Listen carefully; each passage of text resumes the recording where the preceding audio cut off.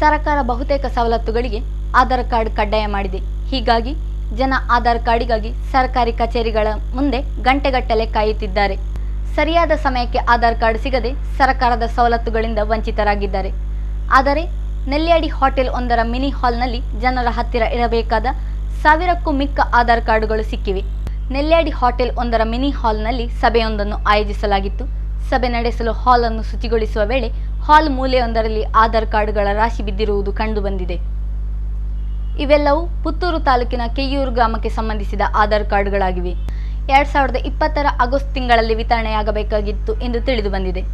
ರಾಶಿ ಆಧಾರ್ ಕಾರ್ಡ್ಗಳು ಇಲ್ಲಿ ಹೇಗೆ ಬಂದಿವೆ ಎಂಬುದರ ಬಗ್ಗೆ ಈ ಹೋಟೆಲ್ ಮಾಲೀಕನಿಗೂ ಮಾಹಿತಿ ಇಲ್ಲ.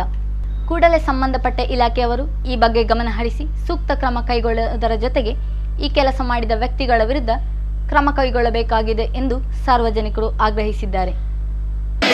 ನೆಲ್ಯಾಡಿ ನಮ್ಮ ಗ್ರಾಮದಲ್ಲಿ ನಾವು ಇಲ್ಲಿ ಕೃಷ್ಣಭವನ ನೆಲ್ಯಾಡಿಯ ಹೃದಯ ಭಾಗದಲ್ಲಿರುವಂಥ ಕೃಷ್ಣಭವನ ಹಾಲ್ನಲ್ಲಿ ನಾವೊಂದು ಮೀಟಿಂಗ್ ಮಾಡ್ತಾ ಇರುವಂಥ ಸಂದರ್ಭದಲ್ಲಿ ನಾವಿಲ್ಲಿ ಅಚಾನಕ್ಕಾಗಿ ನಾವು ಕಾಣ್ತಾ ಇದ್ದೇವೆ. ಇಲ್ಲಿ ಒಂದು ಆಕಸ್ಮಿಕವಾಗಿ ಅಂತ ಹೇಳಲಿಕ್ಕೆ ಆಗುವುದಿಲ್ಲ. ಇಲ್ಲಿ ಯಾವುದೋ ಒಂದು ಆಧಾರ್ ಕಾರ್ಡ್ನ ರಾಶಿಯನ್ನು ನಾವು ಕಾಣ್ತಾ ಇದ್ದೇವೆ. ಆಧಾರ್ ಕಾರ್ಡ್ನ ದೊಡ್ಡ ರಾಶಿ 1000 ಗಟ್ಟಲೆ ಆಧಾರ್ ಕಾರ್ಡ್ಗಳು ಇಲ್ಲಿ ಕೃಷ್ಣಭವನ ಇದೆ. ಇದು ಕಾಣ್ತಾ ಇರುವಾಗ ಇದು ಕೆಯ್ಯೂರು ಗ್ರಾಮದ ಬೇರೆ ಬೇರೆ ಅಡ್ರೆಸ್ ಕೆಯ್ಯೂರು ಗ್ರಾಮದ್ದೇ ಇದೆ. ವಿಶ್ವನಾಥ್ ಗೌಡ